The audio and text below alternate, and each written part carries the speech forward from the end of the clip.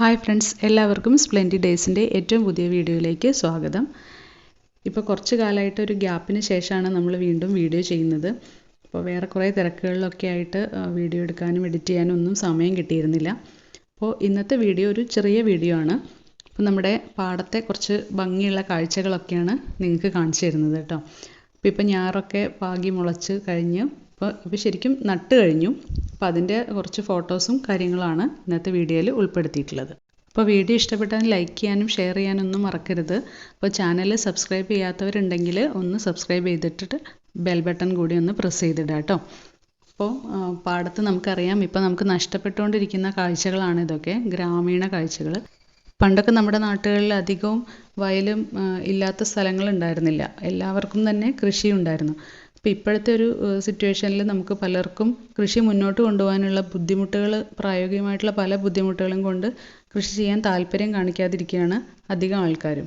അപ്പോൾ നമുക്ക് നഷ്ടപ്പെടുന്നത് ഇത്ര ഭംഗിയുള്ള പല പല കാഴ്ചകളാണ്. ഇപ്പോൾ നമ്മുടെ കാലാവസ്ഥയും പലതരത്തിൽ മാറിക്കൊണ്ടിരിക്കുകയാണ്. ഇപ്പോൾ കഴിഞ്ഞ ആഴ്ച വരെ നല്ല മഴയായിരുന്നു ഇവിടെയൊക്കെ. ഇപ്പോൾ വീണ്ടും വെയിലായി, ചൂടായി. അപ്പോൾ അങ്ങനെയൊക്കെ ഓരോരോ കാലാവസ്ഥയിലും വ്യതിയാനങ്ങളൊക്കെ ഇങ്ങനെ സംഭവിച്ചുകൊണ്ടിരിക്കുകയാണ്. അപ്പോൾ നമ്മുടെ കൃഷിക്കും അതൊക്കെ ബാധിക്കുന്നുണ്ട്. ഇപ്പോൾ ഇത് കണ്ടം പൂട്ടിയിട്ടതിന് ശേഷമുള്ള വ്യൂ ഒക്കെയാണ്. നമ്മുടെ ഞാറൊക്കെ പാകി വെച്ചതെല്ലാം ഫോട്ടോ ആദ്യം കണ്ടിട്ടുണ്ടാവുമല്ലോ. ഇനി ഞാറ് നടലും അങ്ങനത്തെ കാര്യങ്ങളൊക്കെയാണ് ഇനി കാണിക്കാൻ പോകുന്നത്.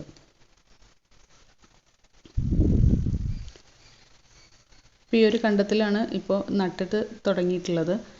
അപ്പോൾ പണിക്കാരൊക്കെ നമുക്കറിയുന്ന പോലെ തന്നെ ബംഗാളികളൊക്കെയാണ്. അപ്പോൾ അവരൊക്കെയാണ് ഇപ്പോൾ ഞാറ് നടാനൊക്കെ നമുക്ക് കിട്ടാനുള്ളത്. നമ്മുടെയൊക്കെ സ്ട്രെസ്ഫുള്ളായിട്ടുള്ള ഡെയിലി ലിവിങ്ങിലൊക്കെ ഇടയ്ക്ക് നമുക്ക് ഇങ്ങനെ ഒന്ന് റിലാക്സ് ചെയ്യാനൊക്കെ നടക്കാനും അങ്ങനെയൊക്കെ നമ്മൾ ഗ്രാമ വഴികൾ തിരഞ്ഞെടുക്കുകയാണെങ്കിൽ ഒരുപാട് നല്ല കാഴ്ചകൾ നമുക്കും മനസ്സിന് നല്ല കുളിർമ തരും. അതുപോലെ തന്നെ നമ്മുടെ കുട്ടികൾക്കും പല പല കാര്യങ്ങളും ഇങ്ങനെ മനസ്സിലാക്കാൻ പറ്റും.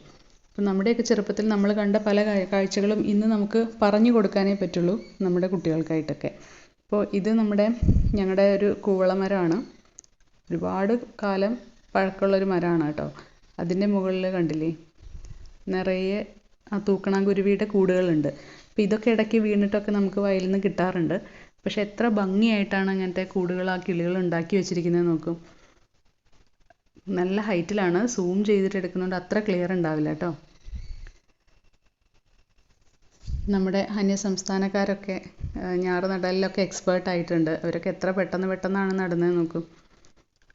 പെട്ടെന്ന് തന്നെ ഒരു കണ്ടം കംപ്ലീറ്റ് ആയിട്ട് നട്ട് കഴിഞ്ഞിട്ട് കയറാൻ തുടങ്ങി. നമ്മുടെ പുതിയ തലമുറയ്ക്കൊക്കെ കൃഷി പരിചയപ്പെടുത്താനൊക്കെ ആയിട്ട് പല സ്കൂളുകളിലൊക്കെ ഒരുപാട് പ്രോഗ്രാംസ് ഉണ്ട്. കുട്ടികളെ കൃഷിയിലേക്ക് ഇറക്കാനായിട്ടും അവർക്ക് നെൽകൃഷി നേരിട്ട് കാണിച്ചു കൊടുക്കാനും ഒക്കെ ആയിട്ട് ഇങ്ങനെ പാടങ്ങളിലൊക്കെ നമ്മുടെ പാടത്തൊക്കെ തന്നെ കൊണ്ടുവരാറുണ്ട്.